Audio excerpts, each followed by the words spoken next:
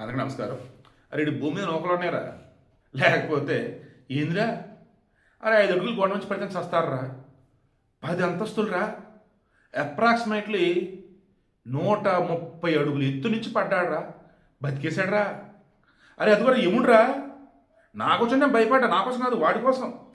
కానీ కింద పడలేదురా, దేవుడున్నాడే, దేవుడే ఆపేశాడు. ఎక్కడ? 8వ ఫ్లోర్లో. సో కామెడీ వద్దు, సీరియస్ మాట్లాడుతున్నాం.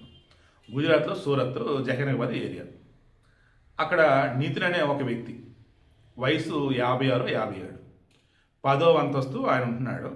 మరి కిటికీ గ్రిల్స్ ఎందుకులో నాకు ఇప్పటికీ అర్థం కావట్లా. కిటికీ పని కూర్చొని నిద్రపోతున్నాడు మహానుభావుడు.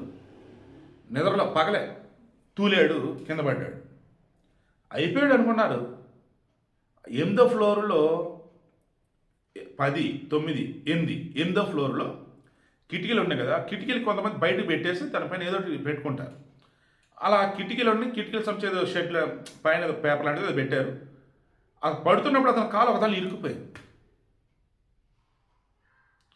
ఇక అంతే, ఆ సౌండ్కి ఆ ఇదికి చుట్టుపక్కల మొత్తం మేల్కొన్నారు. పగల కాబట్టి నిజంగా అదృష్టం, పగల కాబట్టి ఇమీడియట్గా ఫైర్ స్టేషన్ వాళ్ళకి ఫోన్ చేశారు. ఎందుకంటే పోలీసులు ఫైర్ స్టేషన్ అన్నప్పుడు ఫైర్ స్టేషన్ వాళ్ళు ఇటువంటివన్నీ చూసుకుంటారు అన్నమాట, ఈ ప్రమాదం ఇటువంటివన్నీ. ఇక వచ్చారు, గంట సేపు కష్టపడ్డారు, మొత్తానికి అతను కాపాడారు. సో విషయం ఏంటి? ఆదమర్చి ఉండకండి, అన్ని వేళల దేవుడు రాడండి. ఇతను నిజంగా అదృష్టం ఉంది, దేవుడే కాపాడాడు. ఆ 8వ అంతస్తులో ఉండి ఆ కిటికీ రూపంలో.